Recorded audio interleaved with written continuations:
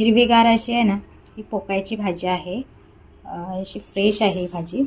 तर आज मी आहे ना पोकळ्याच्या भाजीची रेसिपी बनवणार आहे, ती तुमच्याबरोबर आहे ना शेअर करणार आहे। तर ही पोकळ्याच्या भाजीची रेसिपी मी कशी बनवते, पटकन झटपट होते ही, तर आज आपण बघणार आहोत ती। चला तर इथे भाजी आहे ना छान अशी स्वच्छ धुवून बारीक चिरून घेतलेली आहे।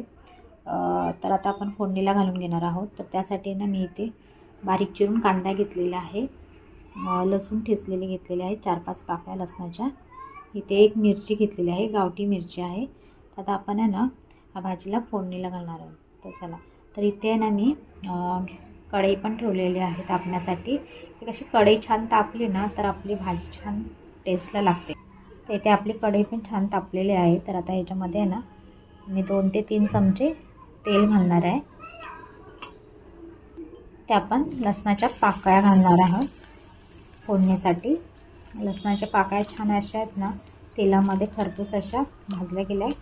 आता त्याच्यामध्ये आपण कांदा ॲड करणार आहे। पालेभाजीमध्ये आहे ना जेवढे आपण आहे ना लसणाचा वापर करू तेवढे आहे ना त्या पालेभाजीला छान असे ना टेस्ट येते। आता आपले आहे ना लसूण पण छान असे ना गोल्डन ब्राऊन झालेले आहे। तर आता आपण इथे बारीक चिरून घेतलेला कांदा आहे ना तो ह्याच्यामध्ये ॲड करणार आहे।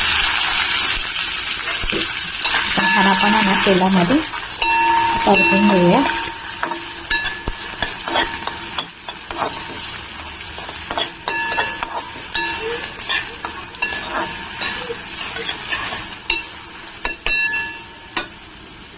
त्याच्यामध्ये मिरची कापून घेतलेली मिरची ॲड करणार आहे।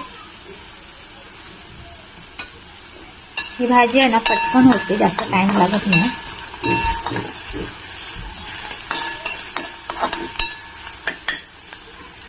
आपला कांदा आहे ना छान असा आहे ना मऊ झालेला आहे, छान असा परतला गेला। तर आता ह्याच्यामध्ये आहे ना मी चिरलेली ही पालेभाजी ॲड करणार आहे।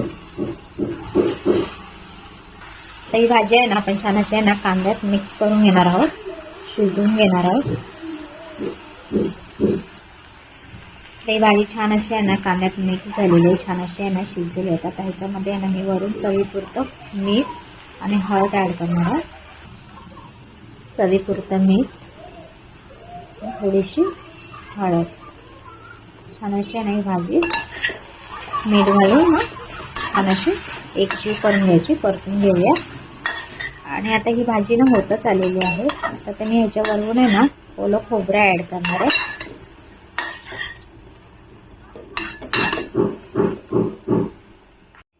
छान अशी आहे ना पालेभाजी आपली शिजलेली आहे, तयार झालेली आहे। आता आपण वरून आहे ना ओलं खोबरं टाकून आहे ना भाजी छान अशी आपण मिक्स करून घेणार आहोत। हे बघा आपली आहे ना भाजी तयार झालेली आहे खाण्यासाठी। तर मी आहे ना गॅस बंद करते।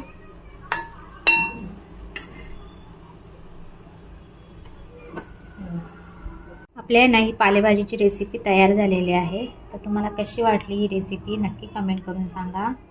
आणि आता आपण भेटूया नेक्स्ट व्हिडिओमध्ये नवीन रेसिपीसहित।